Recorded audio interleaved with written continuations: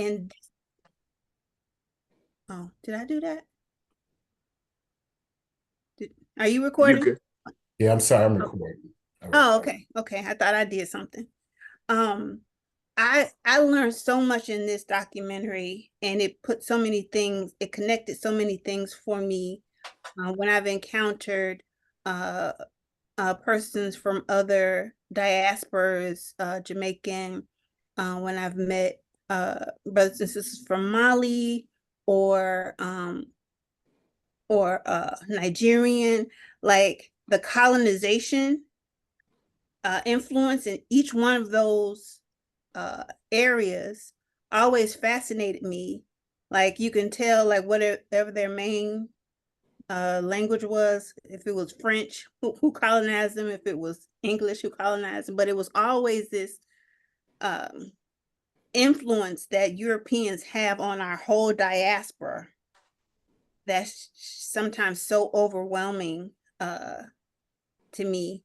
But yeah, I learned so much from this particular documentary that I did not know.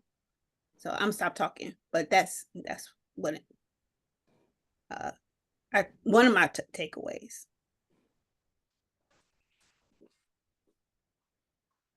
I'll piggyback on that.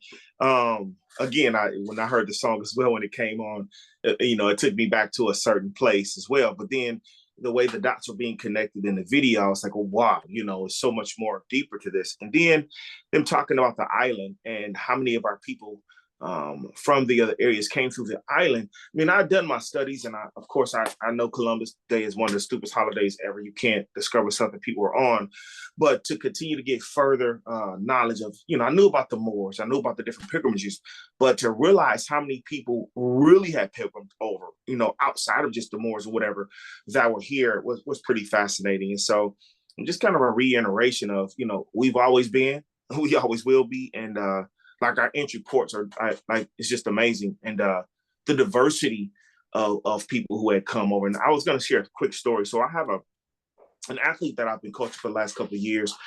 He's from Nigeria originally, and he came over from Nigeria to, I think he was in the Philadelphia area. He talked to me about his experience, and he said the people who that treated him the worst were the ones that looked like us. And so really having to walk him through that process when he came on the West Coast. He's a military guy. Having to walk him through that process and tell him, like, I'm sorry that that's your experience, but that's not everybody. And so it was almost like it was going against cognitive dissonance when I was trying to explain to him, like, no, that's not how all of us are. You just need to be around the right type of people. But it was so enamored in him, or ingrained in him, that no, this is just how Black people are. And it was really tough trying to get him not to understand that no, everybody's not going to treat him bad and treat him wrong. And so just watching the documentary reminded me of his experience. So I'll land there.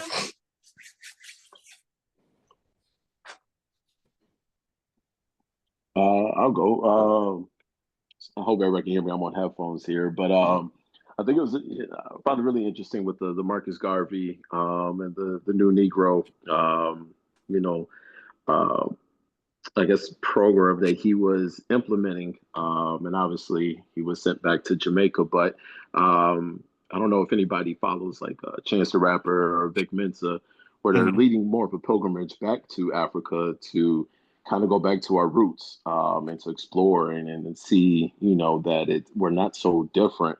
Because I think the context has always been that, Africans and African Americans were just so different, and it was just always a battle between both of us that we never had common ground or understanding. And so it was it was empowering to see that. And that was always probably one of my favorite things of learning with Black history is to see that a man of so much power. With I think they had like the Ford T models, and the men. They were saying they were dressed proper and dressed to the nines and whatnot, leading that pilgrimage. And now to see that we have, a new generation. Well, I guess it's also my generation, younger generation of people trying to get back to that African diaspora.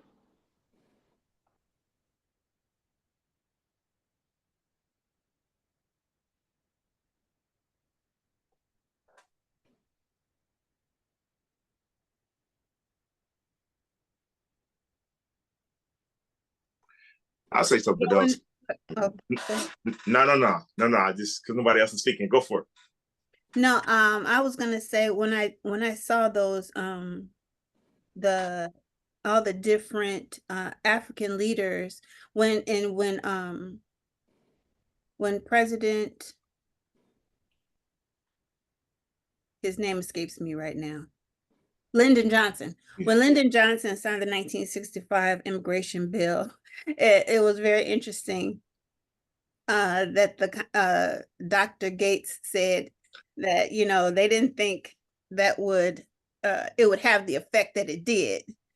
This new immigration law, which actually increased non-white immigrants into the states, and as a result, there were so many African students who came here to America and were influenced and were radicalized and who returned to their countries as leaders based upon the influence we had on each other. And that made me think a lot about a few of my favorite people is Maya Angelou, James Baldwin, and I remember seeing so many old school pictures of them in Africa, hanging out in the diaspora. When I used to sing in push choir, and Reverend Jackson would talk about his trips to different countries in Africa, and I always like wonder what are you talking about?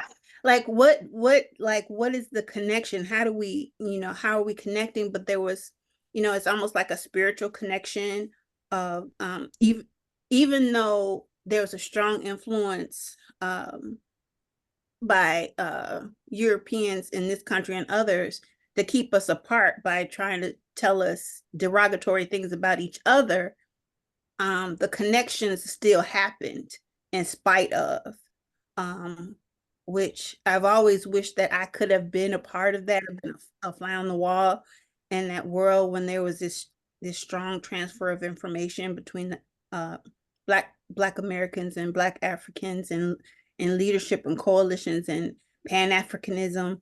And I often wonder what happened with that. Like, how is that broken off? Because it does seem it's more broken, and maybe I'm not in those spaces where it is stronger, but it seemed like we understood each other's plights more despite European influence against each other, or marketing or narratives against each other.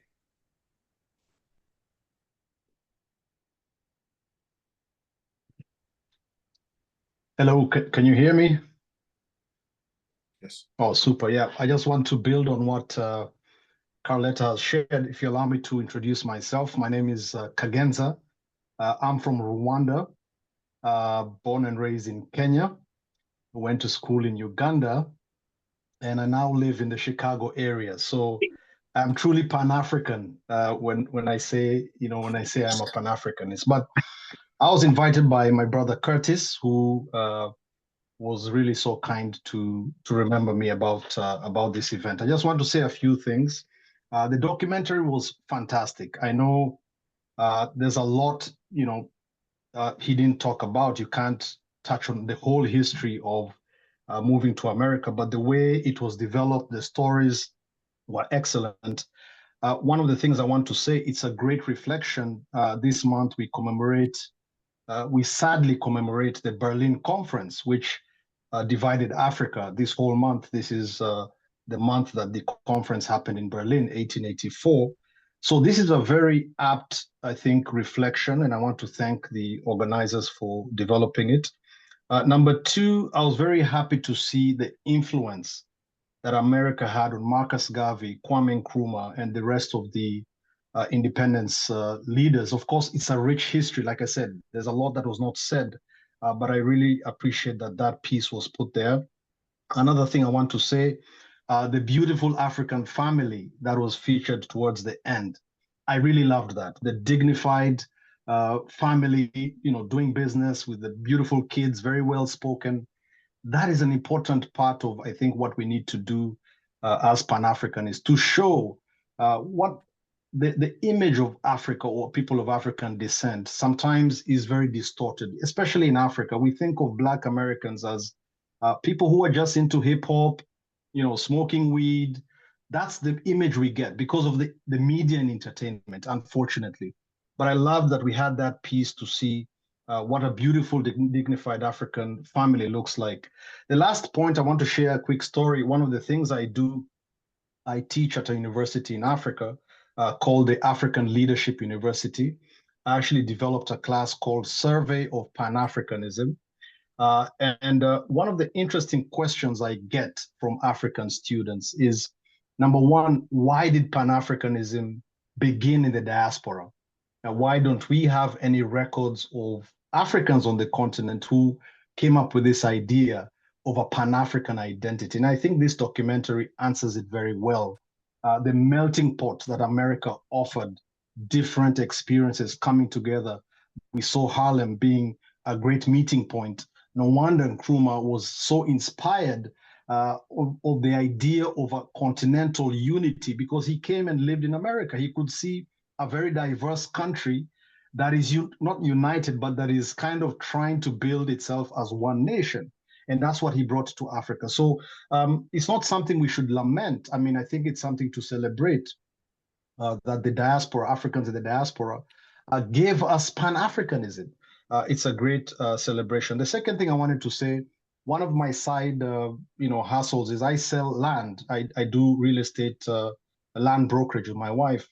And it's interesting, most of our clients are African Americans who are moving to Rwanda. So the past 5 years, I've got to meet many people. I'll share a quick story of a lady who came with her mom. Her mom was very skeptical to visit her in Rwanda, but eventually she convinced her. She came. She's retired. After about 6 to 8 months, her blood pressure was almost gone. Her weight issues was getting under control. And I remember her telling me, living in America is bad for your health. And we laughed at that, but it's very interesting to see African Americans repatriate, even though, of course, they don't have roots in Rwanda. I don't think it's a must. If you have the right mindset, you don't have to necessarily go to Ghana or Senegal.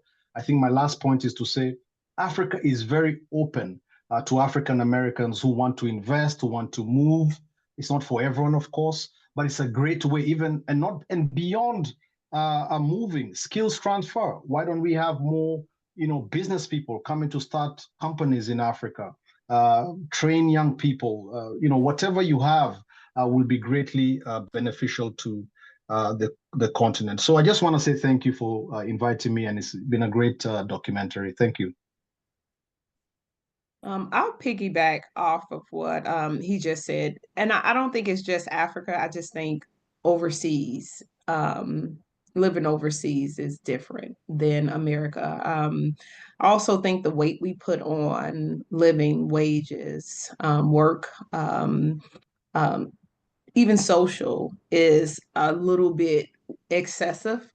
Whereas, and I say that only because I lived in Germany for 2 years, which allowed me to travel around the world immensely during that time period. Every 4-day weekend that I had opportunity to. And now I go overseas in the summer. So I'm done in South Africa. I'll be in Tanzania working in May. Puerto Rico, just all over. I just different places every year. I go somewhere and I'm spending a lot of my time over there. I always say that there's a peace that you get over there that you can never get here. There was a lot of things that I didn't have to worry about when I did live overseas that I immediately when I came back over here, just locking up everything was, I think, the biggest trigger for me because I lived in peace. Nobody was stealing. Nobody was worried about the things that I had too. But I also think even like I spent time in Haiti. And even though Haiti, I think each country has its own level of poverty that they're dealing with. But even in Haiti, they were happy with less. And so I just don't think our focus is on that because we're striving to get more and more and more or do more and more and more. And the more that we work, the more that's being taken from us. but we're not satisfied with the bear that we do have. There's a family dynamic that you'll get over there that you won't get over here, as well too. So I think I just want to piggyback and just say that as well. In watching a movie, just looking at again a struggle along, and I think I'd said this in the very first meeting that we talked about. Even in that struggle, is we're not doing it together. Everybody is doing it independently. We don't have a lot of family structure right now, where there was a big emphasis on family life and us doing things together to make it. Everybody is I'm gonna do it by myself. Nope, I don't want to be married. I don't want to do this. I don't want to have anybody else. And there was a lot that went with that, because then you didn't have to do it by yourself back in those days. And so I listened to different people have different conversations, even with the migration. I think a lot of that had to do with that. When you came, wherever you came from, you knew that this was all you had. In order to get more, you had to do A, B, C, and D. And so we're growing up this generation right now where everybody wants to be independent and doesn't want to contribute to the larger. And I think the more we get to that mindset, especially with our youth, that we teach them now. You know how hard it is for me to teach you the value of why you should get married or why you should be in a double income household. I can't even, I mean, I'm not married, but I'm but I'm at least teaching it to the youth. But do you know how hard that is for me to even give that concept to them? Simply, they don't want to hear it. And so the struggle that they're going to have growing up, even with if they're not going to go to college, that means that you already are going to make less than $50,000 a year, less than 40 to be actually, and then you're going to struggle for the rest of your life. And that's not how life was intended to be. And so those are just some points that I have. Even with the migration story, we just have to do better. And we could also keep sitting on this conversation and having it doesn't go out to the larger audience. Then and if we're not teaching it to the younger audience, it's just going to be stuck on this Zoom.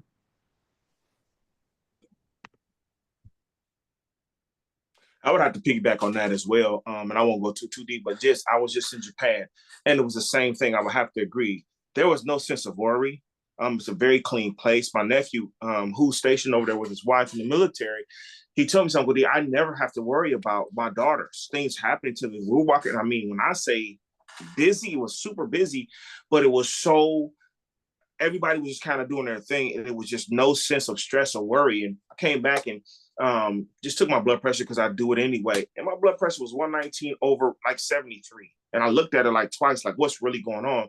But it was that much, peace, and so I almost dreaded coming back because it was like unreal, like just the things that we have to be concerned with here as opposed to like when you do go overseas. But I just wanted to jump on that and piggyback that, and also say that it's definitely a clarion call. I think there's a clarion call going out now from the older ones, and then from us of my age to the young people about what we can do and how we can bring them back, because it seems like they're so far off from anything that would even resemble how can we connect them with our roots and our origins. So I just want to piggyback on that and concur 100%. When you go overseas, it's just different.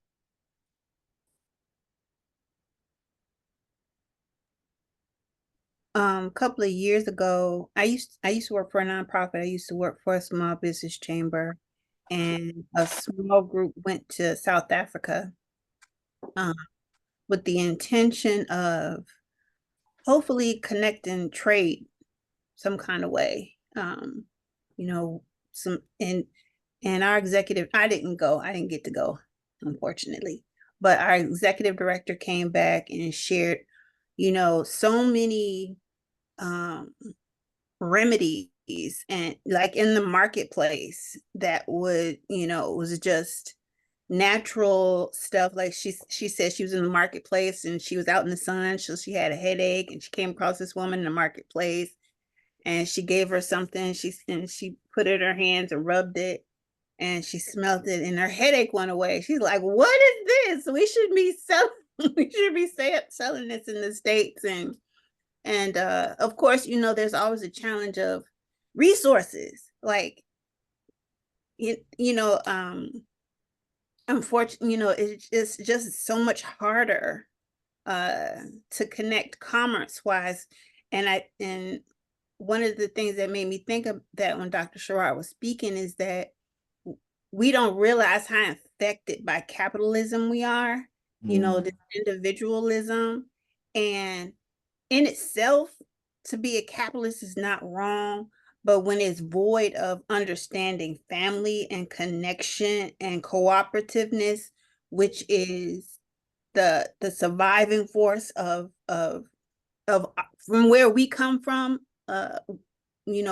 we come from tribal, communities. We don't come from individualism, and we can see its effect on our health, its effect on our economics, because we don't want to do business with each other. We don't want, it's always these negative narratives that have been told to us by others about us. When KG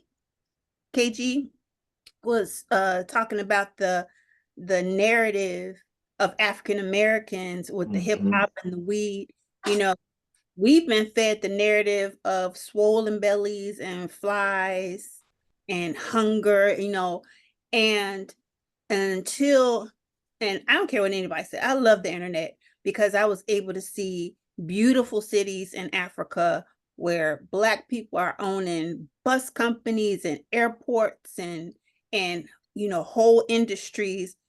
They don't tell us that part about each other. And I think we would have a different kind of mindset if we understood to be able to mix the capitalism and the cooperative, and also understand who the enemy is. And that's the one that doesn't want you to see, doesn't want to see you succeed. So I'll stop there.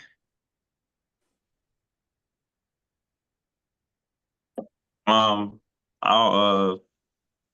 start off by saying like the media can be like a double-edged sword too. It can be good information that you get, and it can be bad information, and it depends on how you're getting it. Like a lot of young kids, will get good information, and then a lot of times they'll get information that'll misinfluence them and have them looking at other countries and other people in a negative way and don't see the positive in things.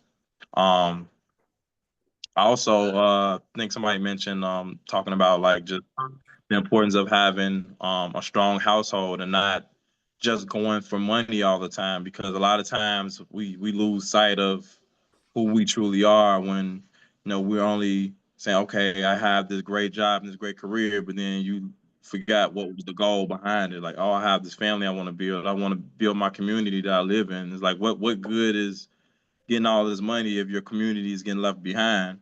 You don't even feel safe in the community you live in, or you don't even have people that look like you. And um in the documentary is just listening to how many people can just come to the country in droves because they want to change their life for for their family. That was the goal. It wasn't for money or anything like that. The goal was, hey, I want my family to be good, first. That was first, and then the money would come second to support that goal. And like we live like in America where like it's all about divide and conquer. Like a lot of us sometimes don't even know who our neighbor is because we don't even take the time to get to know them because everybody's going and everything is going on. Like we know what's going on around the world, but you don't even know what's going on, next door or in your neighborhood. Um, but I'm saying all that to say, it does start off in your household first. Build your family, make sure you have strong family values, and then you can work in the community and be like, hey, just be a part of the community. It starts off like going to a community meeting or something like that, and knowing the people that actually want to change something, and then you build from there. Then you can kind of look at the world on a more of a global level. And like I got my passport, but I haven't traveled yet. But you guys are giving me some good ideas on traveling. 'Cause I only had it for a year now, so and I'm 34, so my mind would be more open. I have more of a worldview because I don't have a worldview. I have a Chicago and a country view, so I don't have a worldview. that's one of my goals, to have more of a world perspective. But I'll stop right there. And Yeah, Lavelle. yeah, go ahead. Yeah, I just wanted to say, Lavelle, I'm going to Rwanda in June, so let's plan, let's go together. A ticket now is about 1,500. Return is pretty affordable, and you won't fail to find a place to stay. So you're most welcome. That's awesome. I'm taking note of that. You taking Right. him to Rwanda on the first trip, he might yeah, he might need to go a couple other places before we can do that. We want him to, yeah, I'm just saying. But here's one thing I will say. Definitely don't do that on your first trip, but maybe the second or third trip. What I do want to say is just piggyback, Lavelle. One point you made was that you said you don't have a worldview, and you said giving people a global. In order to do that, we have to be in rooms where global conversations are part of the daily language. And so that's the problem, is these kids don't even have a global worldview. They don't even have a city worldview. They have an on my block worldview. And so the only way to get them outside of that block, and this is why I always, so I'm working I have a lot of mentees, and I was just at DePaul University, one of my mentees yesterday, and I was like, when are you going to study abroad? So every student that I work with, and I'm, when they go to college, I'm like, no, the first thing you do is you find a study abroad program. You have either your sophomore or your junior year to utilize that system, because if you wait till you graduate, you're never going to go anywhere. So with that being said, if that could be brought back to elementary, and students start to learn about passports or learn about traveling, or you have those global conversations, but we're not doing that in school. We're barely just getting through with regular curriculum, so they can't even think about. That's like a bigger concept. And then when you talk about media, you're talking about citizen journalism, because that's exactly what it is. When you talk about having the options of talking about having internet, like Carletta talked about, we talking about digital divide. So you have to have money in order to do that. Even when I was in Haiti, you can have, I was there, I can have all the internet or the money to buy, but when the internet is not available, there's nothing I can do about it. When the system shuts down at 8 p.m.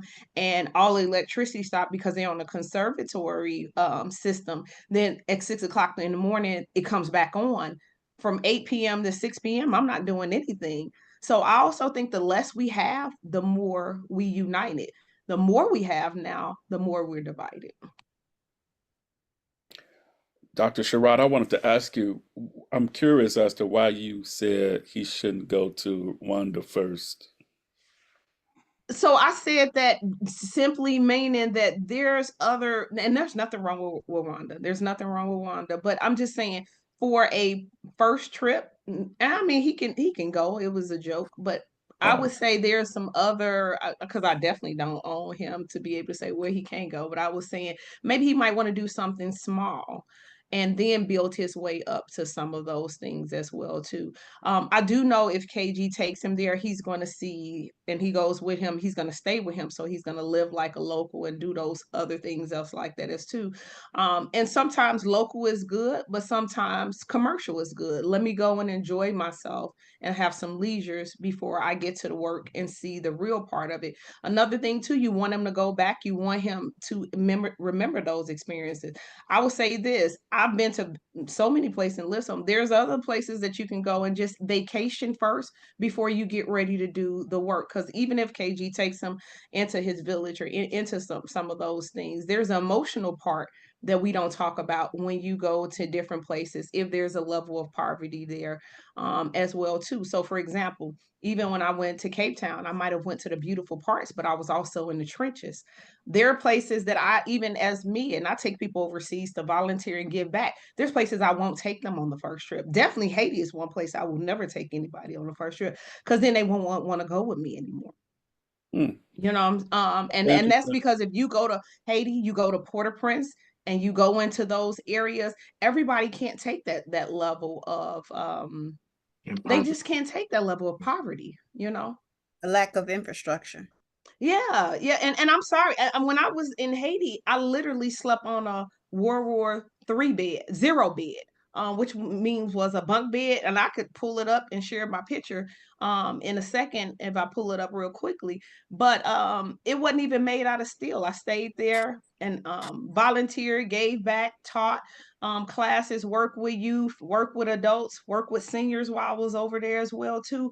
But I mean, I'm gonna be honest with you, I had never seen that level of poverty in my life, and I've seen poverty, but that right there is a trip that I have yet to take another group. But I've taken them to Puerto Rico, I've taken them to, I even went to Ireland, I've taken them all those other places, so that they're at least on your first time overseas. I think you should enjoy it, and then maybe the second time you go, you should work, and maybe have work projects. But I say let him go and have fun for the first overseas, and then when he goes to a project like that, his eyes will be open to some Okay. challenge. Have you been to Rwanda?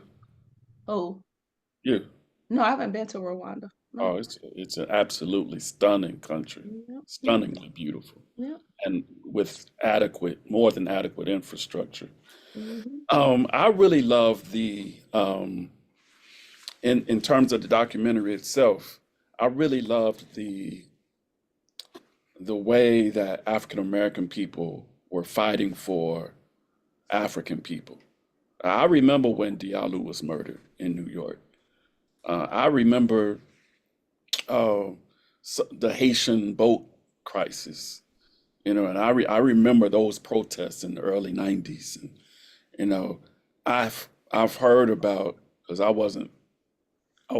think I might have been born, but I wasn't old enough to really know about that struggle of wanting African professors represented in universities and fighting for African professors, whether they were African American or from the continent of Africa herself or other parts of the diaspora.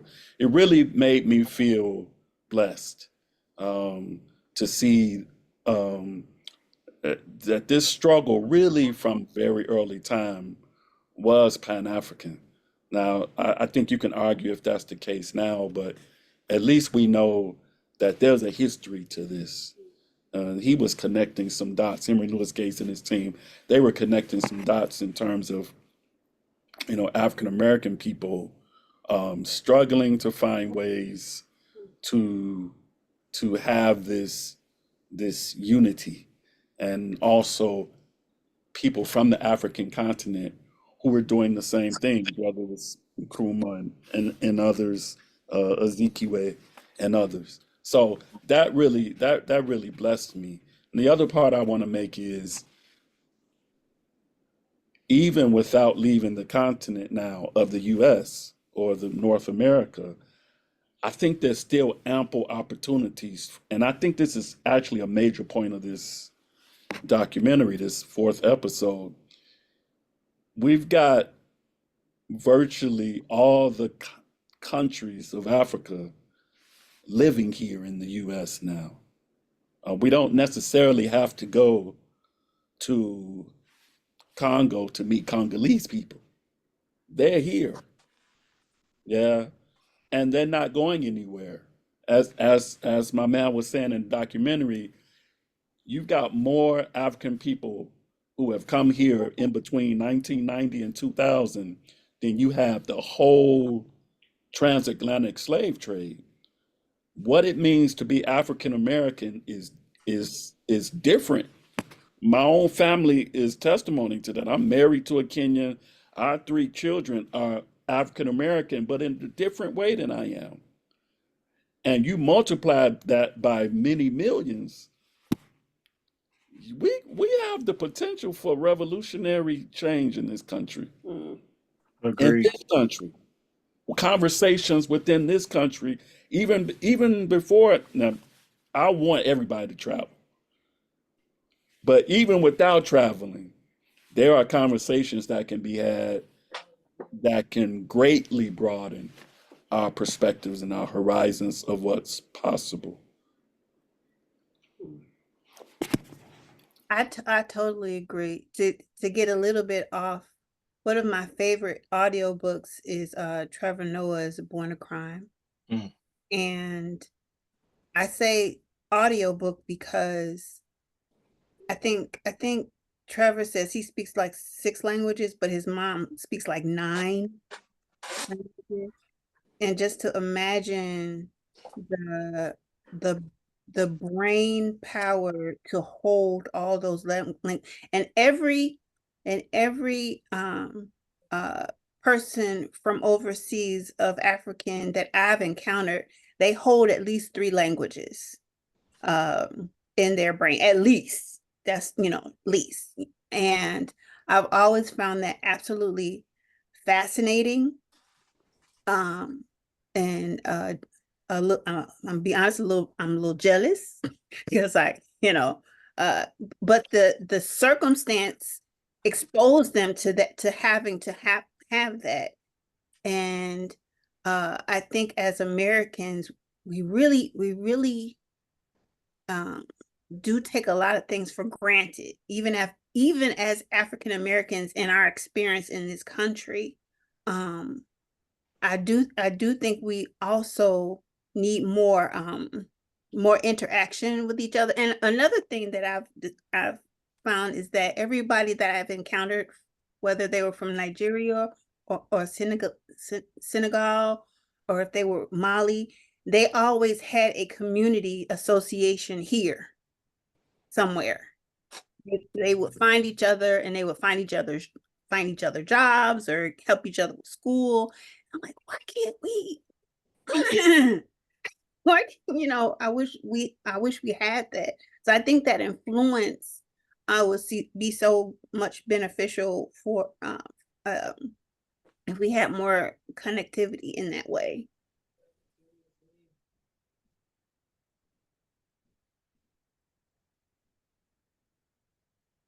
I want to comment on my name is Muoki, from Kenya, living in Boston with my wife, Callum, and our family, our kids. I want to comment on the family that is featured at the end of the documentary. The husband says that he loves America because it is the greatest country in the world, and you come here and you achieve your wildest dreams. And I don't buy that. I don't think he truly believes that. Well, maybe I shouldn't say that. I'm happy for him. He's made it. He has 3 restaurants.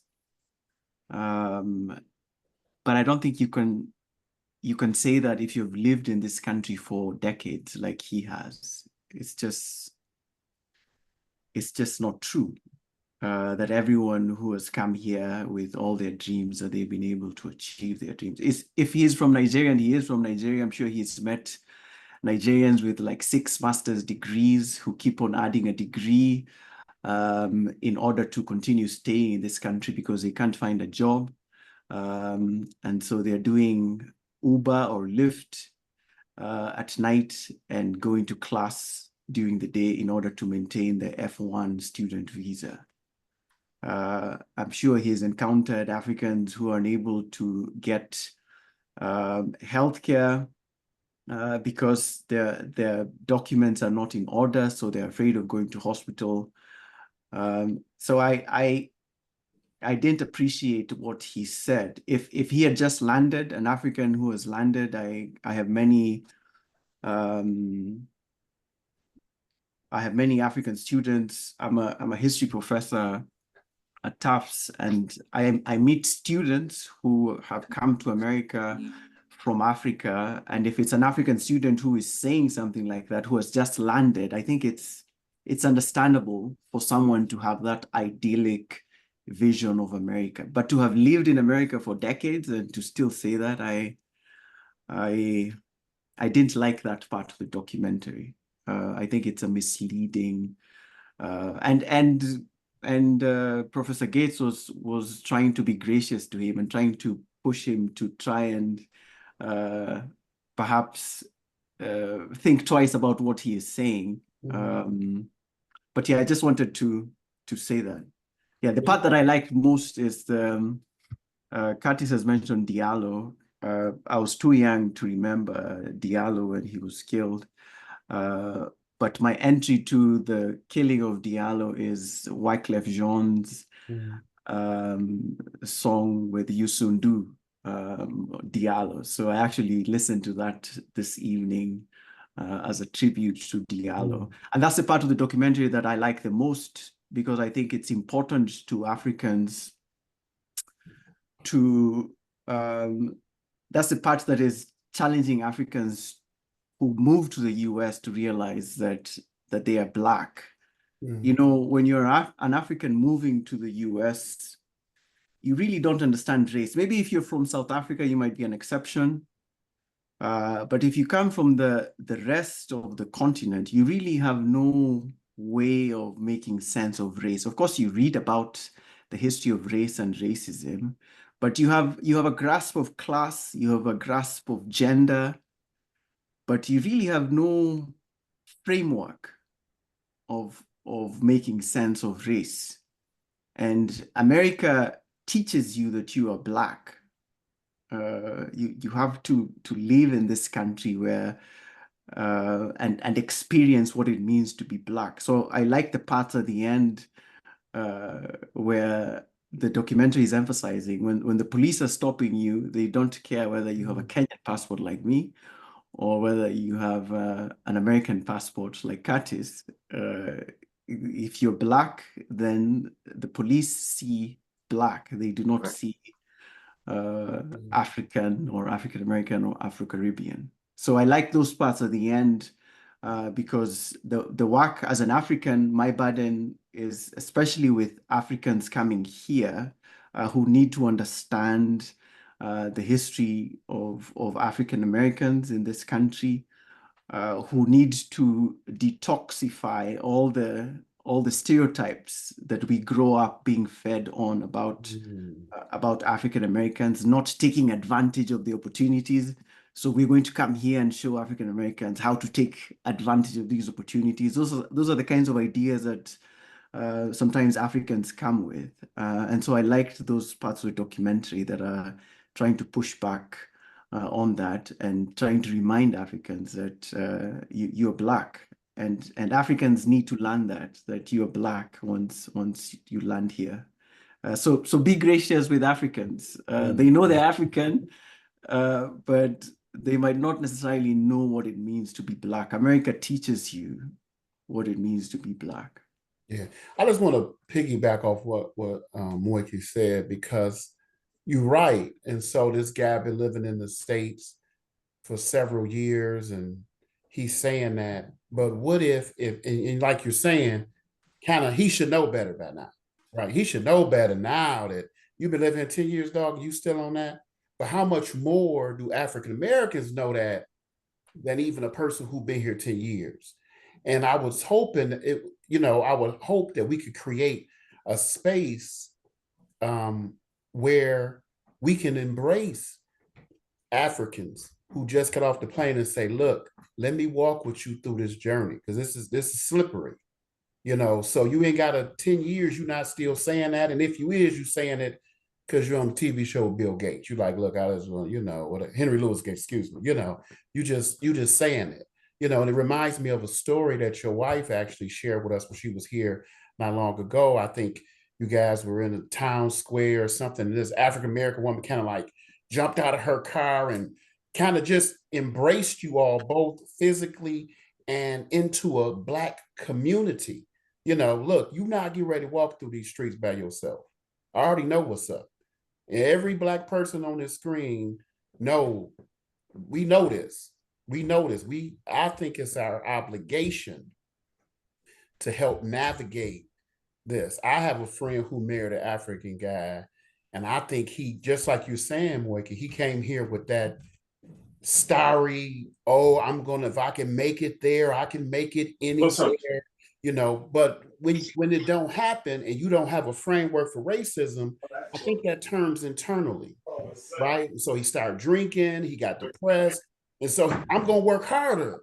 You know what I'm saying? I'm gonna get, like you said, I'm gonna get 5 degrees. I'm gonna get 8 degrees. And you realize, something ain't right, where a group of African Americans can say, look, hey, look, that's not what this is about. It ain't about you working hard. It's not about you having the right accent, knowing the right friends. It's about some stuff that I'm gonna put you on to. And I hope that, I hope we can create some communities like that so that we can learn that and we can learn from our African brothers and sisters. And we can understand that at the end of the day, you're right. People seeing us as Black. They're not seeing us as Kenyans. They're not seeing us as from Detroit or Philly. They seeing us as Black people, and they treating us as such. And we seeing that globally. That's one of the things Marcus Garvey said. Look, I'm just seeing everywhere I go, Black people is in the same situations. What's going on? You know. And so a unity amongst ourselves, I think, would be so great, like a schooling or not a school, but just some embracing of and loving people so they can navigate this tricky system. Yeah. But Mr. Clarence, there are communities like that, just so you know. So I serve on the United Nations, so which means that that's a broader group that goes to different countries. We have SD goals. We work with different leaders. So when people do come in different countries or you have different agreements, we do welcome those people in. We do talk to them. The thing about it is that's just only one group. Every city has several different chapters. And so I'm in the Chicago chapter, but then I travel. And this is how even if I'm not traveling different countries, how I know about what happens in different countries, because I'm sitting in international rooms with students, with professors, with colleagues that are having these conversations. And so we have conferences set on it. The thing is that's just a small group. So when you're asking about how do we do better, how do we build these community betters, is taking those people with those mindset and then trying to broaden it. But a lot of people don't join those organizations so that they become knowledgeable about those things, which is another reason why I said earlier, like when we talk about Chicago, when people say, okay, I live in Chicago, do you want to come and visit Chicago? We often take them to the worst places or to the places that we go the most. So we take them to Harold's Chicken, we take them to this, we take them and I'm not saying that they're worse, meaning that they're worse, but there are so many other better places that we can take them. We don't take them downtown. We don't take them up north. We don't take them to those different places to show them. We take them to the places that we love, that we know, that are close to our homes as well too. So when I'm saying, as I say that, is that we also have to have a group of people with that same intelligence level or community driven level to say, hey, I'm going to do all the things you just said, Mr. Clarence, but I'm going to walk you through these parts to make sure that you have the best experience that Chicago is going to bring to you. And a lot of times that has to do with putting them in the right schools, putting them in the right job programs or anything else like that, and just transitioning them and filling those gaps when we feel like they're going to fall through those gaps as well. But I just want to comment and say there are organizations that handle this as soon as they come in, but people have to be willing and ready to work with those. All right, put those organizations in the chat too, so we can Okay. share that information out, Dr. Sherrod. Thank you. Yeah, I was just gonna say, Muliki, when he was speaking about the family at the end, if you saw the look on the daughter's faces, they could tell he wasn't telling the truth. It was like, I didn't see that. I didn't see that. I'm going to go back and check. But I'm glad. I'm glad that you saw that. That's good. yeah, I don't think his daughters believe what he was saying either. That's good. I don't know whether he felt like he has to say that for his businesses. I don't know. Yeah, I wanted to comment. I think Dr. Moki, you have a point, but I think you'll agree with me that whether it's real or not, America still offers a dream to many Africans. I mean, I was very interested to see the story about the diversity visa. You see the Milky Way? Can you hear me? Can you guys hear me? Okay, sorry. So, I mean, they touched on the diversity visa, which, Kenya is one of the leading countries where when it's time to apply for the DV lottery, I mean, it's big business. In Rwanda, you have consultants. They call them visa consultants. You pay them some small money and they apply for you. And people apply every year. I mean, young, old, Right now, there's a big crisis in Rwanda. Many professionals, I mean, bank managers, IT professionals, medical professionals, are moving to Canada because Canada has opened this type of visa track that's expedited for professionals. So I hear where you're coming from, but I think you would acknowledge, again, whether it's true or not, America offers a dream to people. That's why we see people, drowning in the oceans, trying to cross over from West Africa, East Africa, Southern Africa. Chinese are also trying to get to the US. So we might need to interrogate that a little bit further. Yes, there are many issues in the country, but if you tell someone from Burkina Faso that, hey, if you come to the US, you will struggle with, racism, he'll still take that over probably living in his own country. So I think it's an issue of most of our African countries are still struggling a lot economically, politically, socially, that the ills and the perils of being a Black person in America are still compelling. Even though those who come and they get their bubbles burst. I mean, I lived in a small town in Michigan called Holland, Michigan, of all places. Settled by Dutch, the same people who introduced racism in South Africa. Yes. That's where my daughter was born.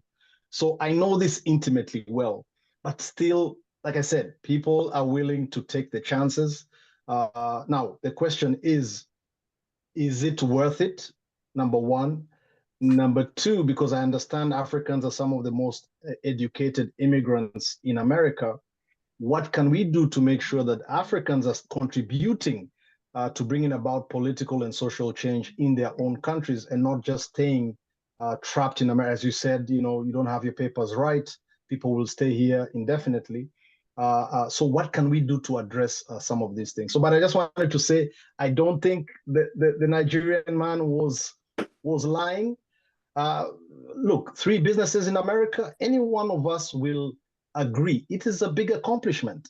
It's a big accomplishment. Yes, he may have gone through racism, he may have gone through all that, but as a Nigerian, you all know the issues in Nigeria. It's a huge, to have a stable family, to put food on your table, dignified, own a home, have a steady marriage with very 2 well-spoken children. That is a compelling dream for anyone, racism or not. It is still a compelling dream. I hear you, Brother Kagenza. It's a huge accomplishment, and I'm happy that he's been able to open 3 restaurants. Power to him. I agree that there are opportunities available in this country that are not available to many Africans on the continent of Africa. I came here for grad school. I got my PhD at the age of 34. That would have been impossible if I was in Kenya. Yes, impossible. I would probably I'd have to wait until my early 40s before I could get the PhD. So I agree If you that graduate. If you what did you say? I said if they allowed you to graduate. Basically the complexities of the strikes and everything. Yeah. So I hear you on the opportunities, but what I was taking issue with what he said is that he painted this picture of America as a land of milk and honey. You can tell the story, but he should have been more measured. Having been here for decades, I think he could have appreciated the opportunities that America has availed to him without portraying this idyllic image that does not exist. It simply does not exist. The Nigerians are of all the Africans in the US, the Nigerians represent the largest number.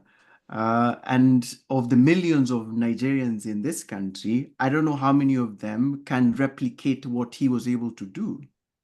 Very few, if any, can have been able to open 3 restaurants. So I'm not denying that America has opportunities, but I think I'm assuming he knows better, and someone says that the daughters believe he was lying. I think he should have been more measured in how he portrayed his experience in America. And in fact, I think as Africans, we have the responsibility. I think if we are more measured in how we portray America and the West, then maybe it's one less person who is trying to cross the Mediterranean to get to the land of milk and honey that does not exist. So if you're talking about the problem of migration, I think the Africans who are here, we have the responsibility of painting a real picture of what it means to be in America, and not giving this idyllic image of a land of milk and honey that doesn't exist. So, good evening, everybody. I've been kind of quiet listening to everybody, and I've learned a lot. But I just want to say a couple of things. One, everybody has their own story. Everybody has their own story, and I think the story should be respected, no matter what the story is saying. The same when you're talking about the Africans coming to America, you can say the same thing when we migrated from down south up north. The folks who went up north were looking at up north as the place of milk and honey. Some people went up north and made it, opened businesses, did good, and some people went up north and did not do good. I think that we're talking about connectivity. As I had said before, in my family, when one group came up north, they stayed with my granny and my auntie. They did what they needed to do. Then they moved out, got their own place. They got hooked up with jobs and stuff like that. So we have done that throughout history and stuff. But I just want us to be able to respect each other's stories. When we put us all in the same box, we're doing the same thing people are doing to us. And we're not all in the same box. And we can't never be. And we just have to leave that one alone. And as for the family, I looked at those little girls like I look at my niece. They're teenagers, and they were the look on their faces to me was like, why am I in this? Why I gotta say something? I'd rather be doing something else. So I didn't look at it like they were saying that their dad was lying. They may have a whole nother story about living with their dad and what kind of father he is and things like that. But I just looked at it as they were some bored teenagers and did not know, weren't, excited about being part of that. But I just want us to realize, and then the other thing, I am old enough to remember when the Haitians came over on the boats. And I remember crying. There's a couple of times when I did cry when Bloody Sunday, when I think I shared that with you all, when I saw how the blacks who were crossing the bridge, how they were mowed down by the police and the water hoses and the dogs. I was thinking about 6 or 7 years old then, but I also remember the Haitians, and a lot of Haitians died trying to get to this country. A lot of children died, right? But at the same time, as said in the documentary, that the Cubans who were fleeing Castro, they were let into the country, right? And that's when you talk about the racism, the color of the skin, that was all that was. And so you have to look at today about the immigrations, the folks coming from the South, from Mexico, from all this South American countries, as opposed to, they're not the only people who are entering this country illegally. You got Polish people, you got Chinese people, you got other people from other countries coming to here illegally, but the only difference is their skin is a different color than the people who are coming up from the southern border. And so we just have to remember that we all got our own story. And I do believe in that connectivism. And that's why I'm glad to be a part of this tonight, because like I said, I learned a lot, and I just appreciate everybody who was on here tonight. Yeah, I wonder if the fact that him having 3 businesses might be a microcosm of the fact that his wife was African American and they probably worked together. So her citizenship probably could have been one of the catalysts for that business, and his African roots could have also, I think that combination probably is what brought them that success. It's no way for me to know that for sure, but I would think that her citizenship probably made it easier, greased the wheels a little bit of opening those enterprises. I thank you so much, Carletta, for saying that. I think it's one of the reasons why that what his statement is problematic is because it does not acknowledge the resources and the privileges that he has for him to be able to do what he was able to do. Immigration is a power game, and that's something that we rarely, it's never, I mean, if immigration was the same everywhere, then white South Africans would be having a hard time, but they're not having a hard time. Yet they migrated to South Africa, but they're having a pretty good time in South Africa. But why are the Black immigrants in the US having a hard time? Immigration is power, is a power conversation, and his statement is disingenuous, to Moki's point, because it does not acknowledge that the resources that he had accessible to him, one of them being that he is married to a citizen, and that is power. And I want to be clear, I'm not saying that he married her for that reason, because that's another whole subject, different topic. I'm just saying that, and it could be true love and good love, just like the Reeds, our brother and sister Reed, and you know, I actually, when I saw them, when I saw that scene, I said, man, y'all did not find the Reeds. The Reeds should have been in this documentary. That's what I thought. But it's a beautiful scene. But one of the biggest problems with his statements is that it does not acknowledge the power dynamics and the access that he had to resources that enabled him to do what he did and to accomplish what he has. And I think that's the piece that, for me, that was problematic, because yes, my name is Carlo. I realized I did not introduce myself. I am a Kenyan by birth and by citizenship, and I have been in the US for 11 years now, I think. Moki, are we going to 11 years? We're in Boston, like Moki said, but we came here for grad school. When we came here to grad school, we went to West Virginia University, where we had full scholarships to go to university for a PhD. I did my master's and I did my PhD in psychology. And so, first of all, one of the things that we always joke about with, well, we don't joke about, we say it lightly, but one of the things that we reflect on is the fact that it's always so heavy for me how it's not even more than 50 years ago that Black people could not go to school, could not go to university in this country. Like, you know, that we reflect on that with Mooki, and it just, I can't believe it. I can't believe that I wouldn't have the option of coming to school to access education just over 50 years, like 50, like people that are alive who could not have gone to college. I mean, Mrs. Mama Hogan, I'm just thinking she had probably knows folks who could not go to school.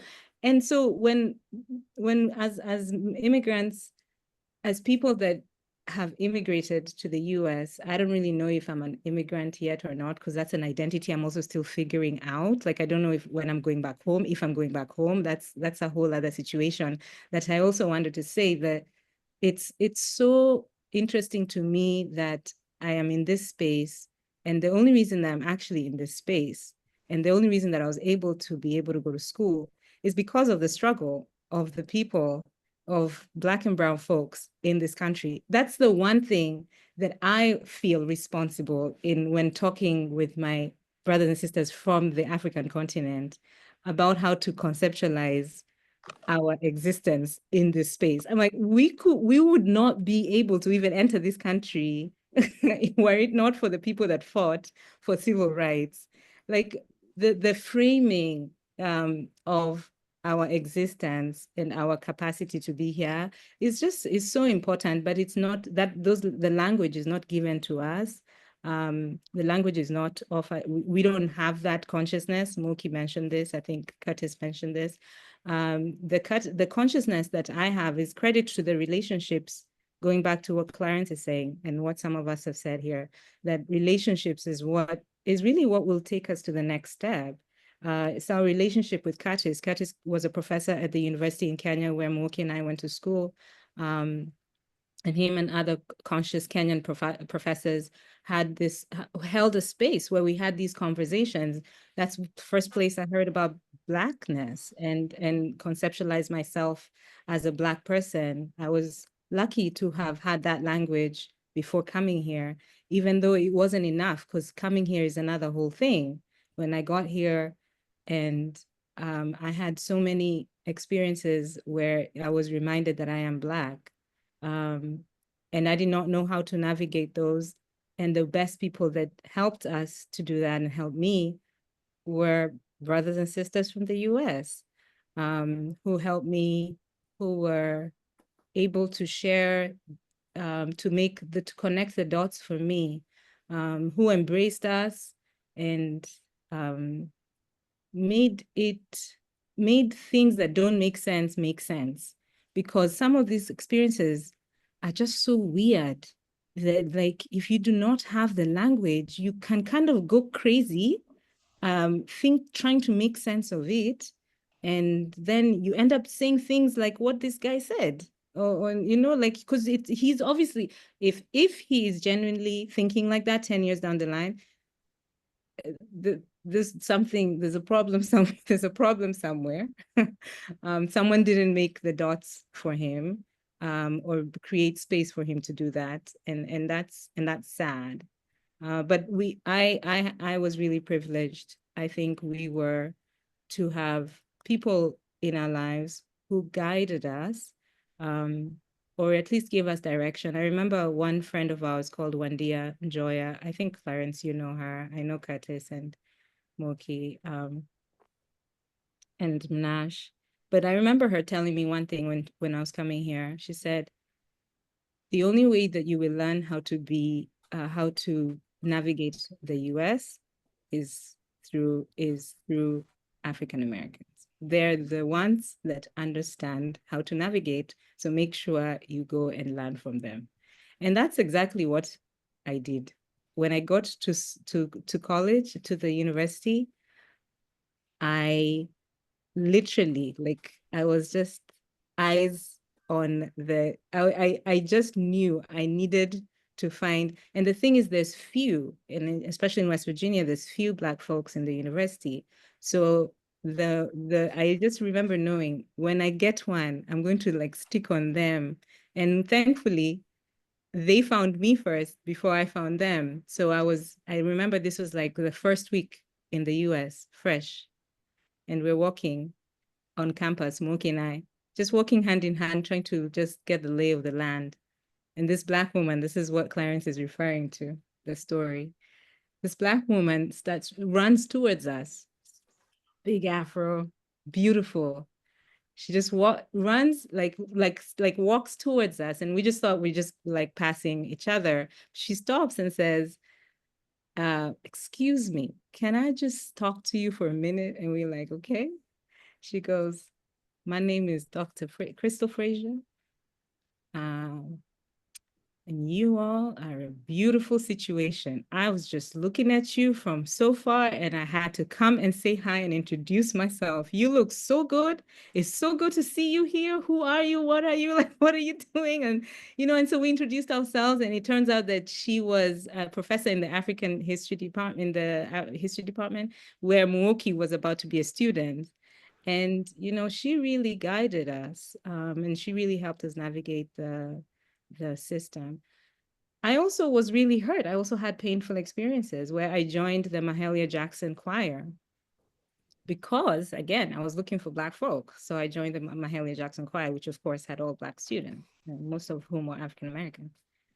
And but these were all college students, which I hadn't thought about in that moment. So most of them were actually undergraduates. So they were actually younger than me.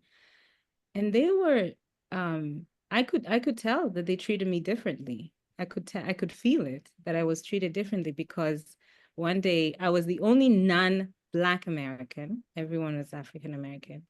And then one day, I didn't know I was being treated differently, by the way. I was very happy to be in that space. So I was having a ball. I loved the energy. I was just excited. We didn't have a car. It was like when we're just here. So I used to walk at night, because the practice was at like 7:30.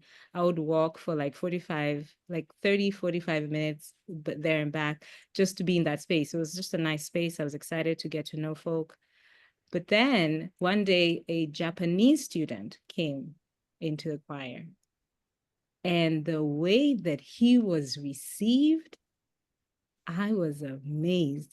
That's when I noticed that I was different. I was being treated differently. I was amazed at how he was received, because I had just started like maybe a couple of weeks before he came in. And what really shocked me was that when it was time, the day that he came, he was received very well. But then when at the end of the choir practice, one person said, a couple of people said, "Oh, asked him, oh, do you have a ride? Do you have a ride? Can you give?" A couple of people asked him if he had a ride. I've been walking this like back and forth. And not that I had a problem. I had decided I'm going to walk. I mean, there was no expectation, but it just occurred to me there was a difference there. There was a different treatment there. And it hurt. It hurt, because it was like, I've been looking for my people, I've been having a good time. And then this, and I was like, whoa, that hurt. It did. And I remember talking about it with Moki, but I then realized over time, I noticed the people that were very embracing of me and were able to walk with me were people who were much more, were older. And I realized these were kids, and they're still figuring out. They're still figuring this out. And so that's one thing I noticed, was that, we all need time to figure things out, myself as well. And so I was able to hold space for that. I was able to hold space for these young kids. And I was just glad that they've created a space for themselves in West Virginia. They needed it. They needed that space. And then I noticed that older folks have had time to think through these things, have made sense, have the language. So I started specifically, I stopped going to student functions as much, and because I needed the guidance. Now, as I've graduated, I'm now a psychologist in Boston University's Medical Center. And now I go into the spaces of young people, because I now have the tools. I still have my support system, but I'm able to have those global conversations, the conversations that Curtis is saying, we can have them here. We don't have to wait for us. We don't have to wait to board a plane. We can create those spaces here, because we carry those experiences that we're going out there to get. We carry them with us. I've come with Kenya to here. I've come with Kenya. I left the country, but I brought my grandmother. I brought my mother. I brought I'm here. I'm Kenya. Lavelle, if you came to Boston and you came to our house, you will find Kenya. You will find Kenya right here. So it's a beautiful thing that that's why I really had to accept the invitation to come here today, because we have come here together. And for me, like, this is the UN here. This is the real UN of this space. And so I'm so appreciative of all of you. And I really appreciate what you're doing for for those of us who are coming fresh from the continent and are very clueless around race. And we are also very open and wanting to share what we have, and wanting to to bring the global to the local, and to make it accessible. And that includes even, with, like Kagenza has said, with well, when you're ready, you're welcome to Kenya. When you're ready, you're welcome to Kenya, where I actually had a brother from Chicago just come to Kenya a couple of months ago. But yeah, thank you for this documentary, Clarence. I think it's really timely, and I just want to say that power is never mentioned, and it needs to be mentioned in every situation, because it's really what makes the difference. Yeah. I Well, just listen, I just we add out it of one. time. We overtime, but and so I don't I don't want to be that person who, when I have something, they Claire's not gonna be talking too long. So I want to cut it here. We did record this, and several people have put the information in the chat. Brother KG mentioned starting a WhatsApp chat, a line so we can share resources and continue to connect. I believe in my heart this is how stuff starts. Not with no 5,000 people, no, this kind of group start stuff, and next thing you know, bop, bop, bop. And I'm even going to tell you what, I don't even know what that means, because I don't even know what that means. But if you are interested in being in a WhatsApp chat, right? We can do that, and we can join, we can connect, we can share information, we can share resources. I see Kurt got his hand up. I don't know if you want to say something, or he got to go to the bathroom for sitting so long. What's going on with him? But I can add us all in, and we can continue this sharing of resources and information that we started here tonight, but over these last 3 or 4 weeks. So I will reach out to you and make sure that that's cool with you. And if it is, then we'll start it, and then we can see what is next. And I don't necessarily have a agenda or a plan of what that looks like. I'm open to sharing information, having the chat. Listen, going with KG to Rwanda. I'm one of the people, I like to jump in the deep end, bro. I like to jump in the deep end. So yeah. So we're gonna close tonight. Is there anybody who didn't say anything, who wants to say anything before we go? Again, we already 30 minutes over, and I appreciate, I want to respect y'all time. This conversation is important, and I hope you continue to have conversations like this. Esther, I want to call you out, but you ain't say nothing the whole night, so I don't want.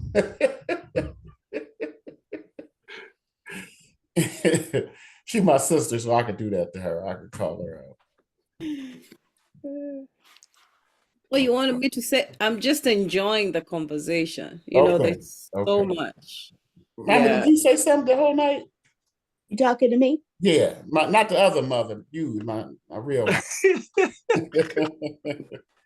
I didn't. I agree with a lot of things that you said, and I could definitely relate to a lot of things that were said. But kind of like Esther, I've enjoyed the conversation.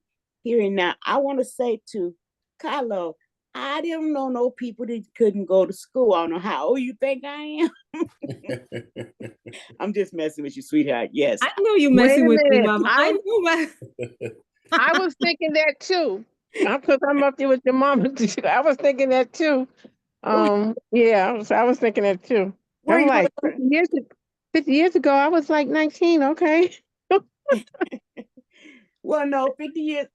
You were no 19, 50 years ago, was you? Yeah, she is. Yeah. Thank you. Right, 69. Because 50 years ago, I was older than 19. You're right. But anyway, my older brother did finish school and got his master's, but he's 4 years older than me. So I don't know anybody that wasn't able to go to school. I know some people that didn't take advantage of it. And I probably do know some people, but I wasn't around when they went to school. So Thank you for that. Thank you for that, Mom. I think I was not talking about people who don't take advantage. I'm talking about the people who that did not have the opportunity. Yeah. Okay, got you. Yeah. But anyway, I did enjoy it, the conversation. I remember the boat people. I remember it was distressing when they just let those people drown in the ocean and wouldn't let them into the United States, and did let the Cubans in.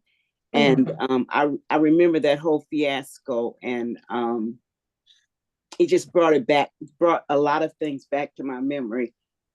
So, but I did enjoy it. I'm gonna watch the fourth segment again, because I want to see if them little girls look like they thought they did.